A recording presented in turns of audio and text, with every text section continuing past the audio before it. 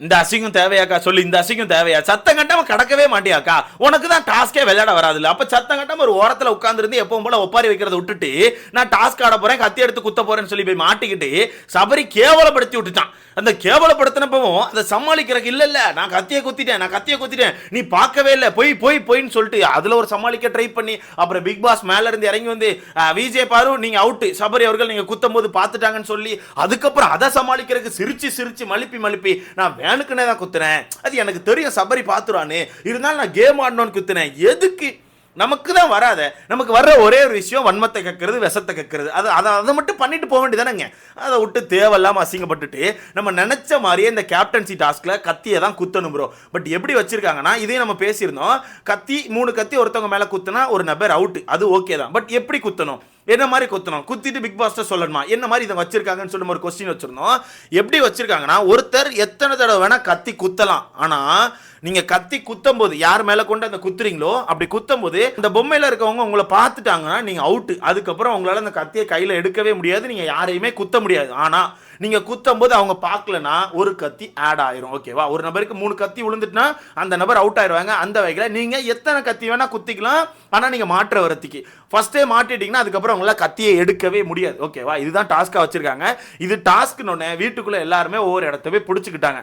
சபரியை பொறுத்தவரைக்கும் கிச்சனை போய் பிடிச்சிக்கிட்டாப்ல, கிச்சன்ல இருந்து நேரா பார்த்துட்டு சமைச்சிட்டே பார்த்துட்டு இருக்காப்ல. அமர்தினை பொறுத்தவரைக்கும் அந்த சோஃபா செட்டை பிடிச்சிக்கிட்டாப்ல, அது லிவிங் ஏரியால இருக்க சோஃபா, ஏன்னா அதுக்கு ஃப்ரண்ட்ல தானே பொம்மை இருக்குது, அந்த சோஃபால போய் உட்காந்துட்டாப்ல. நம்ம கனியவர்களை பொறுத்தவரைக்கும் அந்த சைடுல ஃப்ளவர் பெட் ஒன்று இருக்குல்ல, அங்க போய் உட்காந்துக்கிட்டாங்க. அங்க இருந்து அவங்களுக்கான பொம்மையை பார்த்துட்டு இருக்காங்க. 3 பேருமே அவங்களுக்கான பொம்மையை பார்த்துட்டு இருக்காங்க.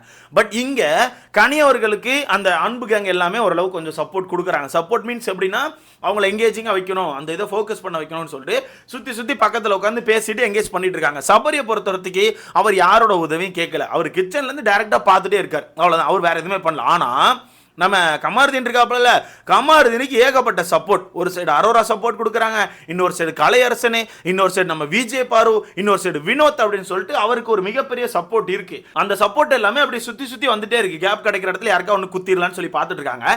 இதுல இந்த டாஸ்க் ஆரம்பிச்ச கொஞ்ச நேரத்தில் ரம்யா அவர்கள் என்ன பண்ணிட்டாங்கன்னா எடுத்து கத்தியை கொண்டு சொருவிட்டாங்க. யார் மேல? கமாருதீன் மேல சொருவிட்டாங்க. இதுதான் அந்த ப்ரோமோல வந்திருந்திருக்கும் ஒரு ஃபைட்டு. அதுக்கு இதுதான் காரணம். நான் சொல்லியிருந்தேன்ல, லைவ்ல போய் பார்த்தா தான் தெரியும், கண்டிப்பா ரம்யா கிட்ட இவர் அசிங்கப்பட்டிருப்பாருன்னு சொல்லிட்டு. அதே மாதிரி பேச தெரியாம திக் புக் புக் தக் புக் புக் அப்படின்னு சொல்லி தவிச்சிட்டு இருக்காப்ல. என்னன்னா இது ஒரு டாஸ்க் ப்ரோ, டாஸ்கா தான் பார்க்கணும். எப்பவுமே டாஸ்கா தான் பார்க்கணும். விஜய் பாரு கூட சேர்ந்தா அது டாஸ்கா பார்க்க முடியாது. அது மண்டைக்குள்ள ஃபுல்லா ஒரு மாதிரி களிமண்ணும் அழுக்கு விஷம்லாம் ஏறிடும். அது வேற கதைன்னு வச்சுக்கோங்களேன். அந்த வகையில் ரம்யா அவர்கள் கத்தி எடுத்துட்டு போய் கமாருதீனை குத்திட்டு வந்து உட்கார்ந்துருக்காங்க. கமாருதீன் வந்து பார்க்கல, ஆனால் பார்த்த மாதிரி சீன் போட்டு நான் பார்த்தேன்னு சொன்னார். ஆனால் பிக் பாஸ் மேல இருந்து சொல்லிட்டாரு, நீ பார்க்கல, நீங்க கத்தி குத்தும் போது பார்க்கல, ஒரு கத்தி வந்து உங்களுக்கு ஆட் ஆயிட்டுன்னு சொல்லி பிக் பாஸ் சொல்லிட்டாரு. ஓகேவா? சொன்னோன்னே அதை ஏத்துக்க முடியாம ஒரு மாதிரி குமரிட்டு உட்கார்ந்துருக்காரு. அப்ப பக்கத்துல இந்த விஜய் பாரு ஏத்தி விடுறாங்க. இந்த வீட்டுக்குள்ள எல்லாருமே கெட்டவங்களா மாறுறதுக்கு முக்கிய காரணம் விஜய் பாரு மட்டும்தான் ப்ரோ. மற்றபடி எல்லாருமே அதை நார்மலா எடுத்துட்டு போயிருவாங்க, ஓரளவு எடுத்துட்டு போயிருவாங்க. அந்த விஜய் பாரு ஏத்தி விடாங்க போயிட்டாங்கன்னா அவங்க அவ்வளவுதான். அந்த இடத்துல அவங்களும் ஒரு மாதிரி ஆகி ஒரு இஷ்டப்பட்ட வார்த்தைகளை விட ஆரம்பிச்சிருவாங்க. ரொம்ப ரொம்ப கொச்சையான வார்த்தைகள்லாம் இன்னைக்கு யூஸ் பண்ணிட்டு இருந்தாங்க. அது என்னென்ன ஒரு விஷயத்த சொல்றேன். ஸோ அந்த வகையில் நம்ம கமாருதீன்ட்ட போய் நம்ம விஜய் பாரு அவன் அப்படித்தான் பாரு எப்படி ஓடி போனா பத்தியா, இப்படிதான் அவெல்லாம் நடிப்பா, நல்ல நடிப்புக்காரி அப்படி இப்படின்னு ஏற்றி விட்டோன்னே டக்கு நம்ம கமாருதீன் ஒரு மாதிரி கொந்தளிச்சுட்டு அவர் ஹீரோ மெட்டீரியல் அவருக்குள்ளே ஒரு மாதிரி நினச்சி பார்த்தான் அவர் ஹீரோன்னு சொல்லிட்டு டக்குன்னு இறங்கி, என்ன ரம்யா இப்போ மட்டும் வேகமாக ஓடின மருந்து கால்லாம் வலிக்கல, இப்போ மட்டும் நல்லா ஓடுவீங்க அப்படின்னு சொல்லிட்டு ரம்யாவை பார்த்து சொல்கிறாங்க. அப்போ ரம்யா வந்து என்ன சொல்கிறாங்கன்னா, நான் குத்துனது பிரச்சனையா இல்லை நான் எந்திரிச்சு ஓடினது பிரச்சனையா என்னன்னு சொல்லு அப்படிங்கிறாங்க. இல்லை எனக்கு தெரியும் நீ ஃபேக்குன்னு, அண்ணன் கூட்டது எல்லாமே ஃபேக்கு தானே, நீ சரியான ஒரு ஃபேக் அப்படின்னு சொல்லிட்டு இவர் தான் ஃபர்ஸ்ட் ட்ரிகர் பண்றாரு. ஓகேவா? அப்ப அந்த இடத்துல ரம்யா அவர்கள் என்ன பண்றாங்கன்னா, ஓகே நான் ஃபேக்காவே இருந்துட்டு போறேன், உனக்கு பேச பிடிக்கலன்னா விடு பேசாத, ஆனா இப்பெல்லாம் தேவையில்லாம வார்த்தை யூஸ் பண்ணாத, அண்ணன் உன்னை கூப்பிட்டது தப்பான்னு சொல்லிட்டு அந்த இடத்த விட்டு எந்திரிச்சு போறாங்க.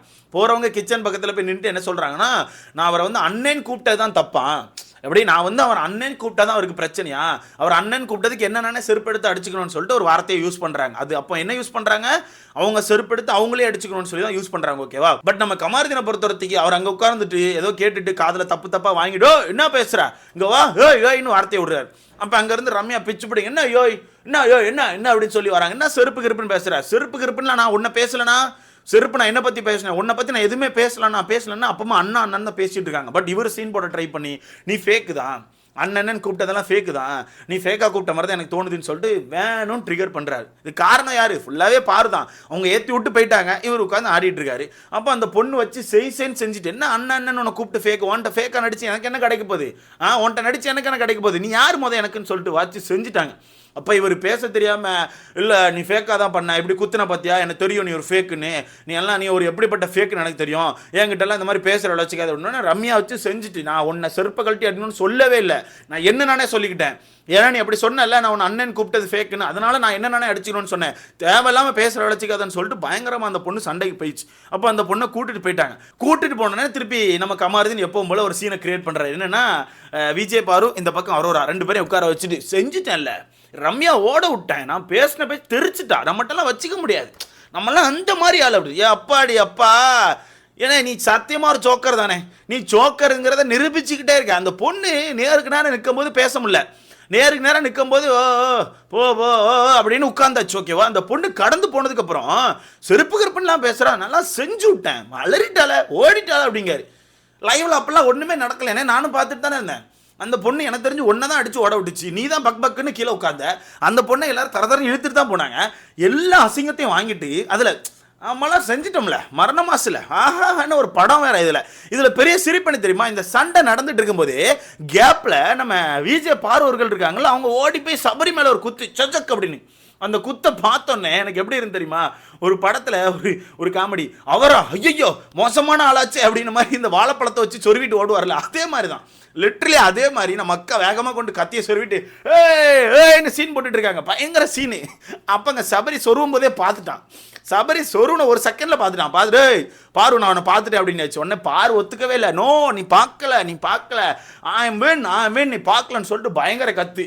பிக் பாஸ் மேலேருந்து மைக் ஆன் பண்ணி, அப்புறம் விஜய் பாரு சபரி பார்த்துட்டாரு, கத்தியை பிடிக்கிட்டு கிளம்புங்க, இதுக்கப்புறம் கத்தியெல்லாம் தொடக்கூடாது சரியான்னு சொல்லி வரட்டி விட்டார். விஜய் பாருக்கு அவமானமாக போச்சு. அதை சமாளிக்கிறதுக்கு உட்காந்து சிரிச்சுக்கிட்டே இருக்காங்க. கேம் ஆடணும்ல, எப்படி மாசா கேம் ஆடணும், அதுதான் நம்ம கேம், நம்ம தான் செஞ்சுட்டோம்ல அப்படின்னு சொல்லிட்டு சிரிச்சு மழுப்புறாங்க ப்ரோ. எனக்கு இந்த கான்ஃபிடென்ட் வேணும் ப்ரோ. ஒரு இடத்துல அசிங்கப்பட்டாலும் அந்த அசிங்கத்தை அப்படியே மறைக்கிறதுக்கு சிரிச்சு மழுப்புறாங்க தெரியுமா, வேற லெவல். ஒரு அரை மணி நேரமா சிரிக்கிறாங்க. எப்படி ஒரு அரை மணி நேரமாக ஒவ்வொருத்தண்டே போயிட்டு சிரிச்சு நான் வேணும்னு தான் பண்ணேன், எனக்கு தெரியும் சபரி பார்த்துருவான்னு, அவன் பார்க்கும்போது தான் நான் பண்ணேன்னு மழுப்பி பார்க்குறாங்க. நேராக போய் விஜய் சபரிட்டே மழுப்பியாச்சு. விஜய் சபரிட்டே போயிட்டு, என்ன சபரி பார்த்துட்டு போல, எனக்கு தெரியும் சபரி நீ பார்த்துருவ, நீ இருந்தாலும் கேம் ஆடணும்னு பண்ணேன் அப்படின்னு. விஜய் சபரி மொக்க கொடுத்து விட்டாப்புல. என்னன்னா சரி பாவம்ப்பா, அவங்களுக்கு ஏதாவது பாட்டுக்கிட்டு போடுங்க, பாவம் மாட்டிக்கிட்டாங்க, ரொம்ப குமிரிட்டு இருக்காங்கன்னு சொல்லி அவன் கலாச்சு விட்டான். வீட்டுக்குள்ள எல்லாருக்கும் தெரிஞ்சுட்டு அவங்க நல்லா மாட்டிக்கிட்டாங்க, உளறிட்டு இருக்காங்கன்னு சொல்லிட்டு.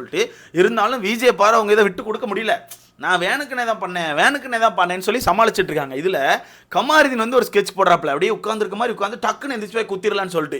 அதே மாதிரி கமாருதீன் உட்காந்துருக்காப்புல ரொம்ப நேரம் அந்த சோஃபாலே உட்காந்துருந்தார் பார்த்துக்கோங்க. அந்த பக்கம் லைட்டாக அப்படியே சபரி திரும்பும் போது பிச்சு பிடிக்குமே சொருகிறார். சேம் அதே மாதிரி அவரை ஐயோ அப்படின்னு மாதிரி வாழைப்பழத்தை கொண்டு சொருன மாதிரி இவரும் கத்தியை கொண்டு சொருவிட்டு உருவிட்டாரு. கத்தியை சொருவியாது வேணும், பதட்டத்தில் உருவியாச்சு. பார்த்துட்டான் சபரி, அதையும் பார்த்தாச்சு, கை காமிச்சாச்சு, அவ்வளோதான். கமாருதீன் அவுட்டு. இப்போ அவராலையும் யாருக்கும் சொருவ முடியாது. இப்போ அவங்க டீமில் 2 பேர் கை இழந்துட்டாங்க. ஓகேவா? இதுக்கப்புறம் வினோத், அரோரா, அடுத்து நம்ம அவர் பேர் என்ன கலையரசன், இந்த 3 பேர் தான் இருக்காங்க. கலையரசன் மட்டும் அங்கேயும் சுற்றி வந்துட்டு இருக்காப்புல. எனக்கு தெரிஞ்சு நான் அந்த வீடியோ பேசி முடிக்கிறதுக்கு முன்னாடி கலையரசன் சபரி இதில் சொருனாலும் சொருவாப்புல. வினோத் மட்டும் அந்த இடத்துல பொறுமையாக உட்காந்து பிளான் ஓட்டிட்டு இருக்காப்புல, பொறுமையாக சொருலான்னு சொல்லிட்டு. அரோரா இந்த கதையெல்லாம் கேட்டுட்டு, ஓகே நான் உனக்கு இருக்கேன்டா, கூடயே நான் துணையாக இருப்பேன்டான்னு சொல்லி உட்காந்துருக்காப்புல. தயவுசெய்து இந்த அரோராவத்துக்கு வெளியே போடுங்க காய்ஸ். வெளியே ஒரு மாதிரி கேஸ்லாம் டிஃப்ரெண்ட்டாக போயிட்டு இருக்குது. இந்த மாதிரி கேஸ் வந்து இங்கே வெளியே போட்டால் தான் விளங்கும். தயவுசெய்து அரோராவத்துக்கு வெளியே போட்டுருங்க, அதுதான் நல்லது. ஸோ மொத்தத்தில் விஜய் பாரு அவுட் ஆயிடுச்சு. இதில் வியானா ஃபஸ்ட்டே வேகமாக எடுத்து போய் சபரி சொருவி அவங்களும் அவுட்டு. வியானா அவுட்டு, விஜய் பாரு அவுட்டு, கமாருதீன் அவுட்டு. இந்த 3 பேரும் இப்போ அவுட் ஆகிட்டாங்க. 3 பேருமே விஜய் சபரியை டார்கெட் பண்ணி குத்த ட்ரை பண்ணி அவுட் ஆனவங்க. 3 பேரும் இப்போ அவுட் ஆகி உட்காந்துருக்காங்க. 3 பேர் உட்காந்து புலம்ப ஆரம்பிச்சிருவாங்க, அவ்வளோதான். நான் நினச்சேன் என்ன இன்னைக்கும் அக்கா உட்காந்து காசி பேசி ஒரு மாதிரி புலம்பிட்டு இருக்கான்னு பார்த்தா கத்தி குத்த ட்ரை பண்ணி தோத்துட்டு தான் உட்காந்து புலம்பிட்டு இருக்காங்க. இவங்க யாருக்குமே அந்த ஏற்றுக்கிற மனப்பான்மை இல்லை ப்ரோ. ஒரு டாஸ்க் யாரோ ஒருத்தவங்க குத்துறாங்க, அது டாஸ்க்கு தான் நம்ம ஏற்றுக்கணும். அதை ஏற்றுக்கிற மனப்பான்மையே கிடையாது. இதில் எங்கள் விஜய் பார்வக்காட்ட ஒன்று கேட்கணும். டாஸ்க்குன்னு இப்போ கமாருதீனை ரம்யா அவர்கள் குத்துனோடனே தப்புன்னு சொல்லி பேசிகிட்டு இருக்கீங்கல்ல, அது எப்படி தப்பாகும்? நேற்று நீங்கள் ஒன்று பண்ணீங்கல்ல, சபரி உங்களை நம்பி டீமுக்குள்ள இறக்குனா நீங்கள் சபரிக்கு ஆப்போசிட்டில் தானே கேம் ஆடினீங்க, அது முதுகில் குத்துறது. இது டாஸ்க்கு. இவங்க டாஸ்க்லாம் ஆப்போசிட்ல குத்துறாங்க. நீங்க நம்பி உள்ள இறக்கணுனே அவன முதுகுல குத்துனீங்க. அப்ப அதெல்லாம் என்ன சொல்றது? நீங்கலாம் ஃபேர் கேமை பத்தி பேசலாமா? இப்படி பேசிட்டு இருக்கும்போது இதுக்கு இடையில இன்னொரு விஷயம் வேற போகுது. நம்ம கமாருதீன் சொல்றாப்ல என்ன சொல்றாருன்னா, ரம்யாலாம் லோக்கல் நம்ம மாதிரி கிடையாது மச்சான், அவன்லாம் லோக்கல் பஜாரி அப்படின்ற மாதிரி வார்த்தை யூஸ் பண்றாரு. பஜாரி, இந்த கும்பகாரி அப்படின்ற மாதிரிலாம் ஏதோ வார்த்தை வந்துச்சு. நல்லா மியூட் போட்டாங்க, ஃபுல் மியூட். பஜாரி மட்டும் கரெக்டாக தெரிஞ்சு, லோக்கல் பக்காவாக தெரிஞ்சு. இதை பக்கத்தில் உட்காந்துருக்க நம்ம ஃபெமினிஸ்ட் விஜே பாரு அவர்கள் அவங்களும் சப்போர்ட் பண்ணி, ஆமாடா அவள் அப்படித்தான், அவெல்லாம் ஒரு பஜாரிடா, ஆனால் வீட்டில் உள்ள எல்லாருமே என்னை பார்த்து பஜாரின்னு சொல்கிறாங்க அப்படின்னு சொல்லிட்டு அவங்களும் சொல்கிறாங்க. அவங்க சொன்னதுல தான் அந்த பஜாரி வேர்டு ரொம்ப ரொம்ப கிளியராக தெரிஞ்சு. ஏன்னா வீட்டுக்குள்ள சுபிக்ஷா வந்து ஒரு தடவை யூஸ் பண்ணியிருப்பான்னு நினைக்கிறேன். அதை மீன் பண்ணி சொல்கிறாங்க, என்ன பஜாரின்னு சொல்கிறாங்கடா விடு, பட் இதுக்கப்புறம் அந்த வார்த்தையை யூஸ் பண்ணாத அப்படின்ற மாதிரி சொல்லிட்டு இருக்காங்க. நான் என்ன கேட்குறேன், நீ என்னத்தை அறுத்து கிழிச்சிட்டேன்னு சொல்லிட்டு இப்படி பேசுகிறேனே கமருதீன், என்னத்தை அறுத்து கிழிச்சிட்டேன்னு இப்படி பேசுகிற? நீ ஏதோ ஒன்று பண்ணி ட்ரை பண்ணி ஒரு இடத்துக்கு வந்து இந்த வீட்டுக்குள்ள வந்திருக்க. அந்த பொண்ணு அவங்களுக்கு கிடைச்ச ஒரு இடத்த ட்ரை பண்ணி காமனராக அந்த வீட்டுக்குள்ள வந்திருக்காங்க. அந்த வீட்டுக்குள்ள நீங்கள் எல்லாரும் சம்மந்தான். இந்த வீட்டுக்குள்ள நீங்கள் எல்லாரும் சம்மந்தான். இங்கே வந்து நான் தான் பெருசாக கிழிச்சிட்டு உள்ள வந்தேன், நீ இன்னும் பெருசாக கிழிக்கல, இந்த டாப்பிக்லாம் வரக்கூடாது. நீ அப்படி பெருசாக கிழிச்சோன்னா தான் வீட்டுக்குள்ள பயங்கரமான கண்டென்ட் கொடுத்துருப்பேன். உனக்கு தான் கண்டென்ட்டே கொடுக்க தெரியாது. நீ கொடுக்குற கண்டென்ட் ஃபுல்லாகவே 60 ரூபா கட்டி பிடிச்சி தூக்குறது மட்டும்தானே. அதை தாண்டி உன் கண்டென்ட் என்ன கண்டென்ட் வீட்டுக்குள்ள இருக்குன்னு சொல்லி பேசக்கூட தெரியாது ப்ரோ, பேசக்கூட தெரியாது. யாரும் ஆப்போசிட்லேருந்து பேசினா 4 வார்த்தை தப்பாக பேசிட்டு உட்காந்துடுறான். அதுக்கு மேலே பேச வரமாட்டுக்கு உடனே ஒத்துக்கிறான் நான் தப்புன்னு. ஆனால் அவங்க கடந்து போனோன்னே நம்ம அட்டி அப்படி இல்லை, பறத்திட்டோம், நம்மளாம் வேற லெவல் அப்படிங்கிற மாதிரி பேசிகிட்டு இருக்கான். ஒன்றும் சொல்கிறதுக்கு இல்லை ப்ரோ, ஏற்றுக்கிற மனப்பான்மையை கொண்டு வாங்க, அதுக்கப்புறம் என்ன வேணால் பண்ணிக்கலாம். இப்போ சுற்றி ஏற்றி விட்டுட்டு இருக்காங்க, சபரியை குத்திருங்க அப்படின்னு சொல்லிட்டு. என்னன்னா ஒரு கெட்ட எண்ணத்தை வளர்த்து வச்சுருக்கீங்க. இதில் இவங்கள குத்துனா உடனே ஓங்கிறாங்க, இவங்க மட்டும் அடுத்தால ஏற்றி விட்டு சபரியை குத்துவாங்களாம். ஆனால் அவர் அங்கே உட்காந்து பேன்னு பார்த்துட்டு இருக்காரு. பார்க்கலாம் எப்படி போகுதுன்னு சொல்லிட்டு, எவ்வளோ நேரம் போகுதுன்னு சொல்லி பார்க்கலாம். எனக்கு தெரிஞ்சு ரொம்ப நேரம்லாம் போகாது, கொஞ்சம் நேரத்தில் ஸ்டாப் பண்ணிடுவாங்கன்னு நினைக்கிறேன். பட் கனி அவர்கள் தான் வின் பண்ணுறாங்க அப்படிங்கிற விஷயம் உங்களுக்கே தெரியும். ஸோ இதை பற்றி உங்களுக்கான கருத்துன்னு சொல்லிட்டு மறக்காம கமெண்ட்ல போடுங்க, அடுத்தல பார்க்கலாம்.